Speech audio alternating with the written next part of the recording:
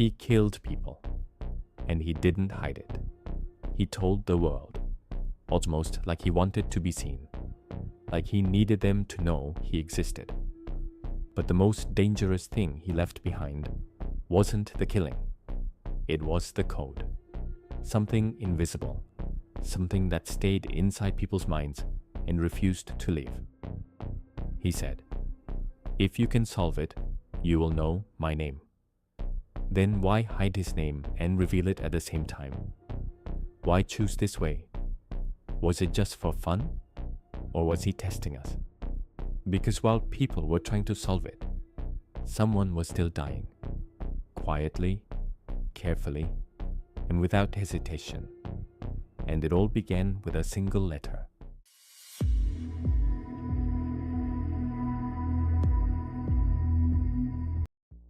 (1969), California, San Francisco, and the surrounding areas.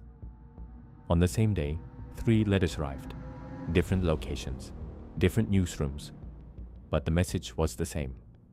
I killed them. Short and simple, but completely certain. There was no hesitation, no regret, no attempt to hide, and inside those letters there were symbols, lines, shapes, and strange characters, organized but unreadable. 408 symbols, the so-called 408 cipher. And there was a condition. If the newspapers did not publish the code on their front pages, he would kill again. Soon. This wasn't a threat people could ignore, because by then, people had already died. His words were not empty. They had already been proven. Fear did not begin after the letters. It had already begun. And now, it had a voice. The code was published, and people started looking. At first, it was curiosity, a puzzle, a challenge. But that didn't last long, because everyone knew this wasn't just a game. There were real victims, real deaths, and possibly more to come. People stared at the symbols for hours, for days, trying to find meaning in something that looked meaningless. Some gave up quickly. Others couldn't stop. Among them was a couple, Donald and Betty Harden. They were not experts. They had no training, no equipment, and no computers. Just paper, a pen, and time.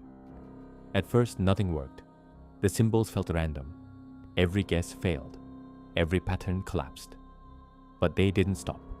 They made assumptions, tested them, broke them, and tried again. Again and again. Days passed, then nights. They sat together, surrounded by paper, writing, erasing, and rewriting, looking at the same symbols over and over. Sometimes they thought they were close. Then suddenly, it all fell apart. Frustration built.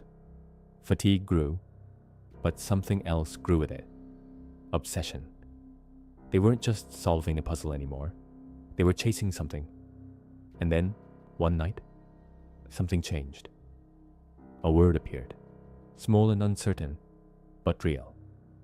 Then another. Then another. The symbols began to connect, slowly and carefully, like something was revealing itself. And finally the message appeared. I like killing people, because it is so much fun. They stopped. Neither of them spoke. They didn't need to. They already understood what they were looking at. This was not a puzzle. It was a confession, but something was wrong. The message was complete, but it wasn't. The final section, the most important part, where the name should have been, was missing. If you can solve this, you will know my name. That's what he said, but there was no name, only fragments or meaningless symbols. So what happened? Was it a lie, or was it hidden somewhere inside? Or worse, was it already there and no one recognized it? People looked again and again. They searched for patterns, hidden meanings, anything that could resemble a name, but nothing fit. And slowly, a different idea began to form. This wasn't a mistake. It felt deliberate. Like the absence was the message. Like the empty space was intentional. He didn't fail to reveal his name. He chose not to. And that meant this wasn't over. Not even close. Months passed. Then another letter arrived. This time, 340 symbols. The 340 cipher. And from the beginning, something felt different. There was no clear structure, no obvious pattern, nothing to hold on to. It looked completely random. People tried the same methods. They failed. They tried new methods. They failed again.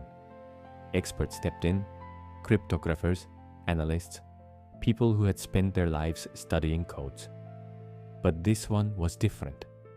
Every approach collapsed. Every theory broke apart. It wasn't just difficult, it felt impossible. Years passed, then decades. The code did not change, but the people did.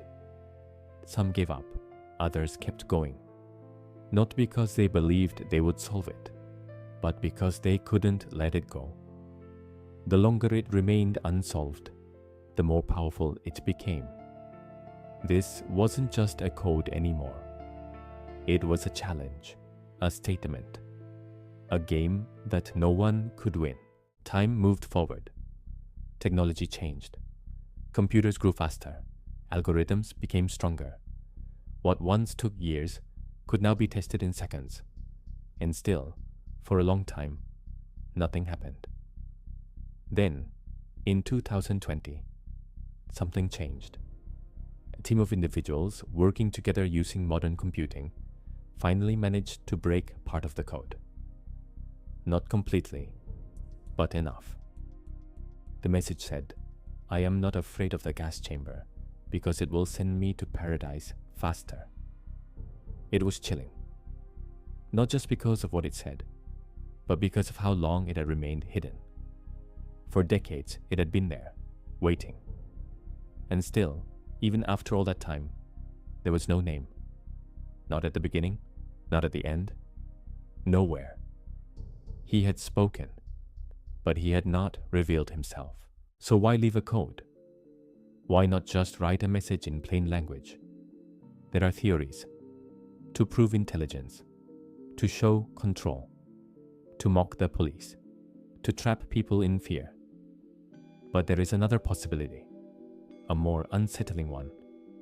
What if the code was never meant to be solved? What if the real purpose was not to reveal his identity, but to hide it even more deeply? To create something that would distract, something that would consume time, attention, and energy, while the truth remained hidden. Then this wasn't just communication, it was manipulation. For decades, people have looked at the same symbols, read the same lines, and asked the same questions, trying to find the same answer. But what if the answer was never missing? What if it was always there, and we just didn't see it? What if the problem was not the code, but the way we were looking at it? Maybe we assumed there was a name. Maybe we were supposed to. And maybe that assumption was the mistake. Even now, someone is still trying, still searching, still looking. But no answer has ever been confirmed. Did he really leave his name? Or was everything designed to mislead us? Did he know he would never be caught? Or did he simply make sure he wouldn't be? If the name was there, what did we miss? And if it wasn't, then what exactly have we been chasing all this time? Are we closer, or are we further away than ever? Maybe the answer was simple, and we made it complicated. Or maybe there was never an answer at all. Maybe his name was always there, and we just never saw it. And maybe even now, he's still watching. This story ends here, but in the darkness, stories remain. Will you stay for the next one? Dark Case Hub.